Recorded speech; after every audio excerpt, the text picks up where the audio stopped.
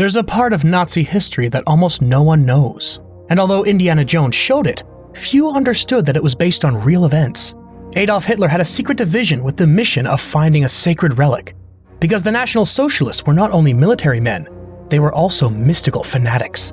They searched for Atlantis, Thor's hammer, the Holy Grail, and the most feared object in the entire Bible, the Ark of the Covenant. Many believe it only held the tablets of Moses, but according to experts, it contained something far more extreme, something that, if touched, could eliminate you instantly. Today we're going to uncover which part of Indiana Jones was based on a real Nazi mission, why they believed the Ark could grant them the power of God, and what happened when they tried to find it. Indiana Jones travels to the jungle in search of an abandoned temple. He dodges tarantulas, avoids traps, and then sees it, the fertility idol. But something doesn't add up. The path is too clear. That's never a good sign. He advances slowly, calculating each step. He grabs a bag of sand and quickly swaps it for the idol. For a second, he thinks he did it, but then the ground shakes. The temple begins to collapse. Indy runs. A giant boulder rolls straight toward him. He manages to get out alive, but not for long. Outside, the Jovitos are waiting for him, armed and led by René Belloc, Indy's rival archaeologist. He has no choice. He hands over the idol. Belloc lifts it, and the Jovitos immediately kneel. Indy takes advantage and runs off, but the natives chase him. He reaches the plane, jumps aboard, and it's safe. Or so he thinks. Waiting in his seat is his greatest fear, a snake. Days later, Indiana's back at the university giving archaeology lectures. Two men come looking for him. They're army agents. They ask if he knows Professor Ravenwood. Indy replies that he does. He was his mentor. But they had a falling out and haven't spoken in over 10 years. Then they explain why they're there. Adolf and the National Socialists are obsessed with finding religious artifacts. They're currently conducting an excavation in the Egyptian desert. They intercepted a message, but can't decipher it. Progress of the project in Tanis. Acquire the headpiece of the Staff of Ra. Ravenwood. Indy's face lights up. The Nazis have found Tanis. He explains that Tanis is an ancient Egyptian city, and that, according to legend, it could be the place where the Ark of the Covenant is hidden. For those who don't know, the Ark was a sacred chest where the Jews kept the tablets of the Ten Commandments that God gave to Moses when the Jews settled in Canaan. They placed the Ark in Solomon's temple in Jerusalem, where it remained for many years, until it suddenly disappeared without a trace. No one knows when or how. However, there are records that around 980 BC, an Egyptian pharaoh invaded Jerusalem, and some believe he took the Ark with him back to Egypt and hid it in Tanis, inside a secret chamber known as the Well of Souls. But shortly after, a sandstorm completely buried the city. Some say it was the wrath of God punishing them for taking the Ark. Since then, Tanis disappeared from the map, until now. Just a quick pause to say that if you're enjoying this video and haven't subscribed yet, please consider subscribing. It would mean a lot and really helps me keep making more videos and content like this. Alright, let's get back to the story. Indy tells them that the true expert in all this is Ravenwood. They're probably looking for him because they believe he has a key piece to finding the Ark. The headpiece of the Staff of Ra, an ancient artifact that, according to legend, revealed its location. It's said that in Tanis they built a map room, a stone model of the entire city. If you place the Staff of Ra with its headpiece in the right spot and at the exact time of day, the sunlight would pass through the crystal and cast a beam onto the map. That beam marked the precise spot where the Ark was buried. The problem is that besides not having the headpiece, no one knows for sure how tall the staff was supposed to be. The agents ask why Adolf would be interested in the Ark of the Covenant. Indy explains that, according to the Bible, the Ark has supernatural powers. It could destroy entire armies, lay waste to regions, even move mountains.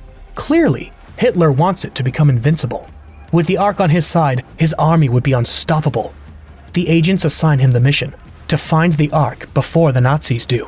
And for that, his first destination is Nepal. He boards the plane, but he's not alone. Arnold, an undercover German, follows him closely. Although the film is already interesting on its own, what happened in real life is even more so, because the Ark of the Covenant did exist, and according to the Bible, it wasn't just a sacred object, but also a divine weapon.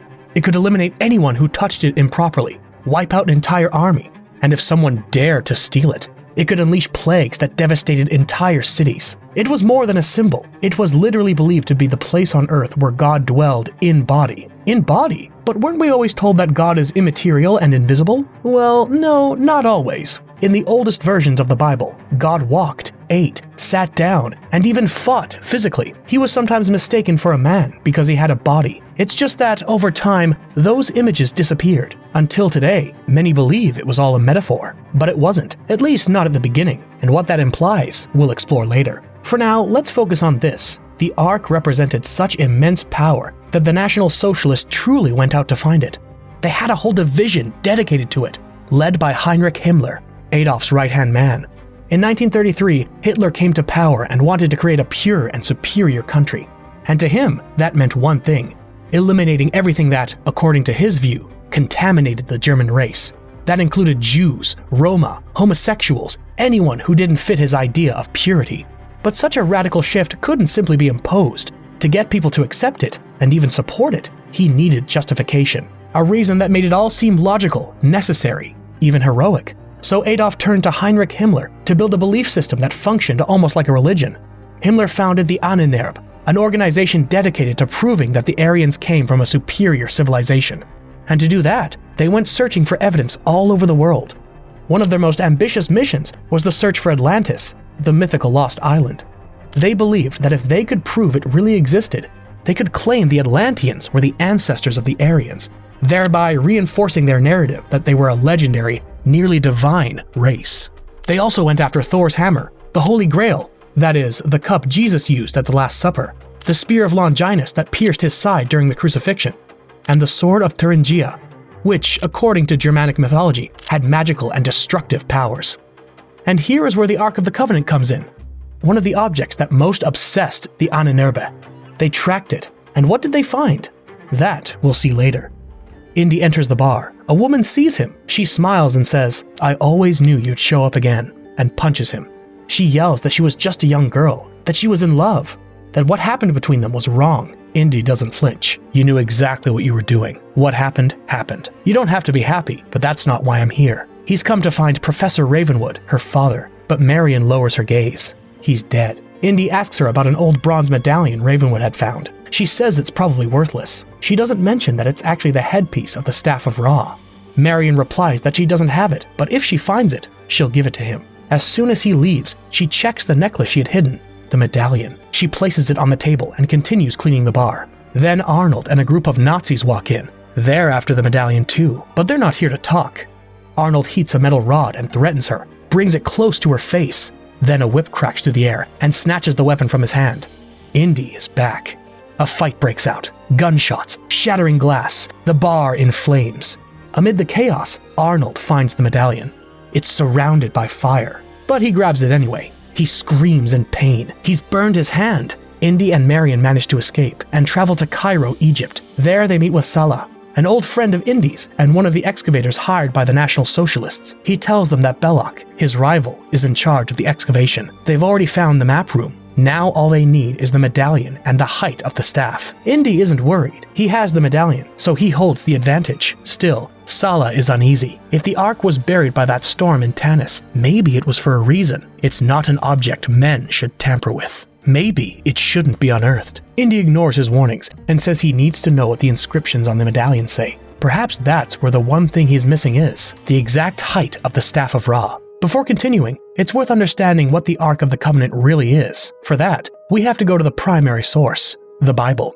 More specifically, the Old Testament. There, it is told that the people of Israel, what would later become known as the Jewish people, settled in Egypt. At first, they lived in peace, but over time, the Egyptians began to see them as a threat, and the Pharaoh decided to enslave them.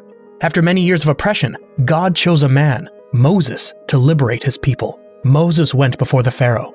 The famous 10 plagues occurred, and finally, the Pharaoh gave in. The people managed to leave, and that event became known as the Exodus. Once free, the Israelites wandered through the desert and camped at the foot of Mount Sinai. Moses climbed alone to the summit, and according to the Bible, there he had a direct encounter with God, who gave him stone tablets containing the laws the people were to follow, the 10 Commandments, and asked him to make an ark, a kind of sacred chest where those tablets would be kept. God supposedly gave Moses the exact design.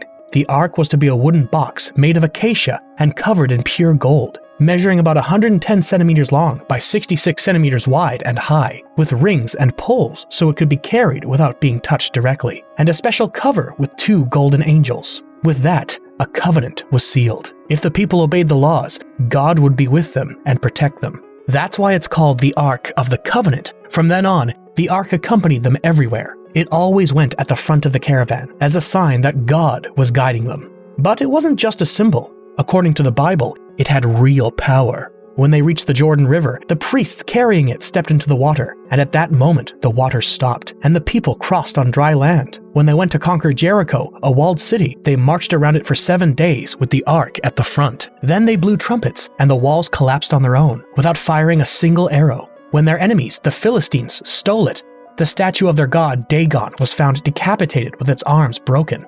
Then they were struck with plagues and diseases until they decided to return it out of fear. Even among the Israelites, approaching the Ark could be dangerous. One day, as they were transporting it, the Ark wobbled and a man named Uzzah tried to steady it with his hand. Upon touching it, he dropped dead. I quote, "Uzzah reached out his hand to the Ark, and God struck him down for his irreverence." End quote. Thus, the Ark was not only the most sacred object, but also the most feared.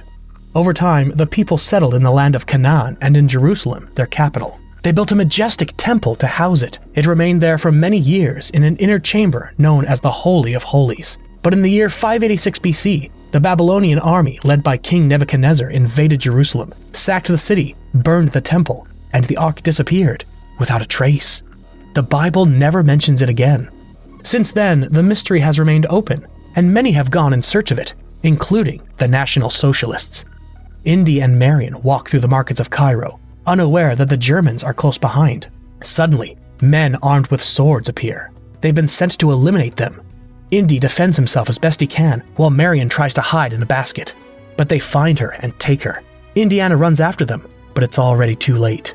They load her into a truck and speed off. With no other option, Indy shoots the driver. The truck crashes and explodes. Indiana is paralyzed. Marion was inside. Devastated, he goes to drink, but runs into Belloc. Belloc admits he's working with the Germans, but his intention is not to serve them. He doesn't plan to hand over the Ark without using it first. It's a direct line to God, and he won't let the opportunity pass him by. Later, Salah arrives with news. Belloc and the Germans have a replica of the medallion. He saw it with his own eyes. The crystal in the center, the inscriptions on the side, everything. Indy doesn't understand. The medallion was one of a kind, but Salah insists. Just that morning, they entered the map room and are now digging at a new site. Indy is stunned. How did they manage it? He decides to find someone who can properly translate the medallion's inscriptions. They examine it carefully and discover a warning. Do not disturb the Ark. Then the height of the Staff of Ra, 72 inches. But then the translator turns it over. There's another inscription. Subtract 12 inches in honor of the Hebrew god.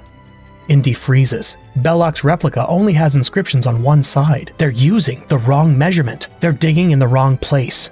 The next morning, disguised as local workers, Indy and Salah infiltrate the German excavation. They reach the map room, place the staff at the correct height in the precise spot. They wait.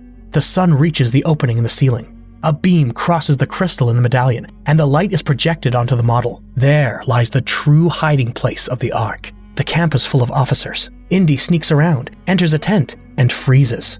Marion is there, tied up. He kisses her and begins to untie her, but then stops. If he frees her now, they'll know he was there. He'll lose his only chance to find the Ark. He apologizes, ties her up again, and leaves. Meanwhile, the Germans are furious. They've been digging all day and haven't found anything. Belloc tries to calm them down. He tells them they're very close, but the officers no longer want to wait. They mention Marion. Maybe she knows something, and they have the perfect way to make her talk. Belloc tenses. He doesn't want them to touch her. But why does he care so much about Marion? Arnold enters. He raises his arm in greeting, and we see that the inscription from the medallion was burned into his palm. That's how they managed to create the replica. That night, Indy returns to the desert with his own men. They dig exactly where the light had pointed. Suddenly, they hit stone.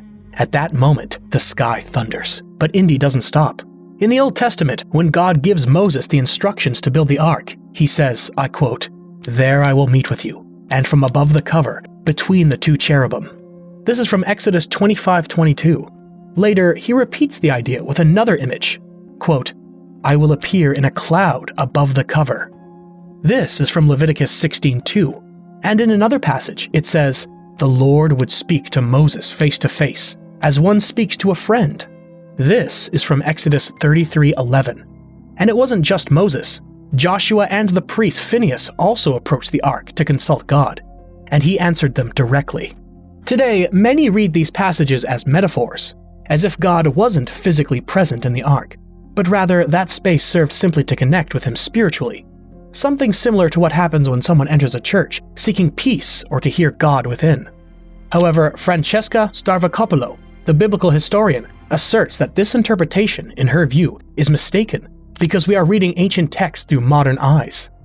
Today, we tend to imagine God as an invisible being beyond time. But in the culture in which those texts were written, it wasn't like that.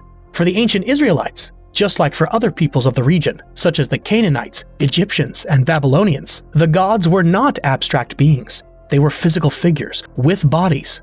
They walked, spoke, ate, grew angry, and sat on thrones like any other king. And according to her, that also applies to Yahweh, the God of Israel. For example, in Genesis, when Adam and Eve disobey, the text says the following: "They heard the voice of the Lord God walking in the garden in the cool of the day. Then they hid themselves among the trees to escape his presence." This is from Genesis 3:8. In other words, God was walking through the garden, and they literally hid so he wouldn't see them.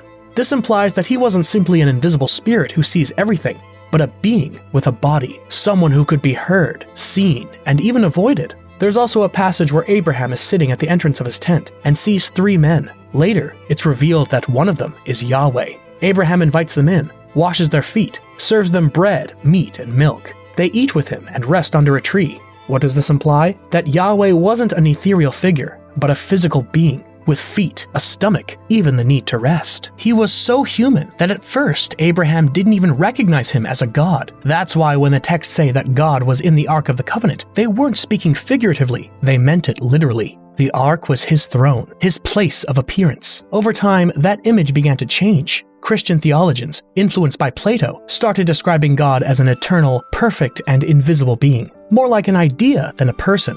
But if we read the Old Testament in the context in which it was written, what appears there is something else. And that could explain why the Ark was so powerful. Because it didn't just represent God. God was actually there, physically. They remove a stone block, open a hole, and find the Well of Souls. But something's off. The floor is moving. Indy peers inside. Thousands of snakes. It had to be his worst fear. Belloc enters Marion's tent. He tells her he won't be able to protect her much longer. The Germans are coming, and they won't hold back. He offers her a drink, hands her a white dress, but while she changes, he doesn't take his eyes off her. In the Well of Souls, Indy fights through the panic, advances through the chamber, and reaches the center where a massive stone chest lies. He removes the lid, and there it is, the Ark of the Covenant. They bring it to the surface, but dawn is breaking. From a distance, Belloc sees it all. He orders his men to intercept them. Don't let them get away with it. From above, Belloc salutes Indy. He thanks him for once again handing over exactly what he needed. He's starting to enjoy this teamwork. He savors the moment until the Germans throw Marion into the well. Belloc is furious. The girl was his, but they don't flinch. They remind him of his place, to give Adolf what he needs, and nothing more. They close the roof and leave them trapped. Indy wastes no time. He pushes over a statue and breaks through a wall. They find a passage and, at the end, a glow. The exit. They discover that the Germans plan to transport the Ark by plane, but Indy has a plan. When they load it, he'll already be on board. He sneaks in, but doesn't get far. A man intercepts him and a fight breaks out. Indy is losing. He's exhausted and bleeding, but the plane is still running. The propellers are spinning, and the German, without realizing, is getting closer. Indy just has to hold on a bit longer, and then the propeller hits him. However, the plan is no longer viable. The plane bursts into flames. From afar, Belloc sees the destruction. There's no time to lose. He orders the Ark to be moved by truck. Indy isn't far behind. He takes a horse, reaches the convoy, and jumps onto the moving truck. One by one, he takes out the soldiers, punches, gunfire, maneuvers, until finally he's alone and escapes with the Ark. Sala helps organize the transport to England. Indy and Marion board the ship. They're safe, for now. In the cabin, Marion tries to tend to his wounds. Indy insists he's fine, but she ignores him. Within seconds, they're kissing. Meanwhile, The crate holding the Ark begins to burn, but not entirely, just one part, the German symbol engraved in the wood, as if the Ark were rejecting being branded, as if it were warning that it cannot be controlled. Suddenly, the ship stops. Indy goes up to see what's happening. The captain informs him the Germans have caught up with them. He has to hide. The Germans board and search everything. They find the Ark and Marion. Belloc steps in, claiming the girl as his, a reward for his services, and so they take both of them aboard their submarine. But not long after, Indiana's already on board, undercover. The submarine arrives at a base on an island. Belloc gives the order, prepare an altar. They're going to open the Ark. One of the officers objects. He doesn't want to participate in a Jewish ritual. Belloc responds, would you rather open it in Berlin in front of Adolf and risk that there's nothing inside? No one says another word. Although in the film, the search for the Ark takes place in Egypt, in real life, the Germans began looking in a very different place, Toledo, Spain. Why there? Because for centuries, Toledo was one of the great centers of Jewish scholarship, and especially of Kabbalah. This is a mystical tradition that seeks to decipher the Bible's deepest secrets, and one of those secrets was key to the Germans. According to Kabbalistic tradition, the Ark of the Covenant cannot be opened by just anyone. Only someone who knows the secret name of God can do so without dying. Ironically, that's why the Germans turned to the Jews in Toledo. Not because they believed the Ark was in Spain, but because they thought they might find instructions there for how to use it if they ever found it. This episode was documented by historian Javier Martinez Pina, who managed to uncover forgotten archives and sources that had gone unnoticed for decades. However, after that search in Toledo, the trail becomes murkier. There are no clear documents or official reports. Why? Because many of the Aninerb's operations were secret and left no public record. And when the Third Reich collapsed, thousands of files were destroyed by the Germans themselves. Others were lost in the rubble of war. And the few survivors who knew anything never spoke up. Even so, there is one thing we do know. The search didn't end in Toledo. The Ahnenerbe organized expeditions all over the world, to Tibet, Iceland, Brazil, Paraguay, Argentina, France, Italy, and Greece, pursuing sacred relics. We don't know for certain what they were looking for in each location. Some speculate that in certain places it was the Holy Grail, in others Atlantis, and in some, very possibly, the Ark of the Covenant. Did they find anything? As far as we know, no. None of those relics were found by the Germans. So, where is the Ark? There are some theories and clues, and we'll look at them in a moment. Indy, disguised as a soldier, follows them. Suddenly, he surprises them with a bazooka. He aims it directly at the Ark. He threatens to destroy it if they don't hand over Marion. But Belloc doesn't even flinch. He says, go ahead, fire, blow up this relic, the one you've spent your entire life searching for. You know you want to see it opened just as much as I do. Indy hesitates. He admits he can't do it. He lowers the weapon, and the officers capture him. They reach the cave. The altar is ready. Indy and Marion are tied up. Belloc, dressed as a high priest, begins to recite a Hebrew prayer. Then he gives the order, open the Ark. They look inside. There's only sand, nothing else. Belloc freezes. It can't be. Suddenly, the lights flicker. A spark, then another. From the depths of the Ark, something stirs. A glowing mist begins to rise and spread throughout the space. Indy yells to Marion, close your eyes! The mist transforms into light, into wind, and then into figures. They appear to be spirits. Belloc can't look away. But those forms change. They stop being peaceful and begin to attack. Lightning shoots from the Ark, piercing the soldiers, melting their faces and making them explode. Fire consumes everything. Then it rises into a column, reaching the sky. And finally, it returns into the Ark. Indy and Marion open their eyes. They're alive. Around them, no one remains, just them and the Ark. They manage to transport it to Washington, where government agents take control. Indy insists they must let him examine it, but the agents refuse. They assure him they'll take care of it. Indy walks away, frustrated. Marion catches up with him and invites him for a drink. Meanwhile, the Ark is placed inside a crate marked as confidential. It's stored in a warehouse full of identical crates. Hundreds, thousands, all equally confidential. How many secrets like this are hidden without anyone knowing? So, where is the Ark? One of the most persistent theories says that when the Babylonians destroyed the Temple of the Israelites, the Ark was no longer there, because King Solomon's son had already taken it to Ethiopia. In the city of Aksum, the Church of St. Mary of Zion claims to hold the original Ark of the Covenant. But there's one small detail. No one is allowed to see it. Only one person has access, the guardian of the Ark. A monk who can never leave and dedicates his entire life to protecting it. That's why, to this day, No one has been able to study it to confirm whether it's truly authentic. Another theory claims that before the Babylonian destruction, the Ark was hidden in a labyrinth of tunnels beneath a temple. The problem is, that theory can't be verified either, because that exact site is now home to the Dome of the Rock, one of the most sacred places in both Islam and Judaism, and excavating there is not an option. What do you think? Do you believe the Ark of the Covenant is really in one of these places, or in some other corner of the world? Or perhaps it never existed, and it was all just a legend? I'd love to hear your thoughts in the comments. Thanks for staying until the end of the video. Don't forget to subscribe and share it with a friend who you think might enjoy it. And you and I'll see you in the next one.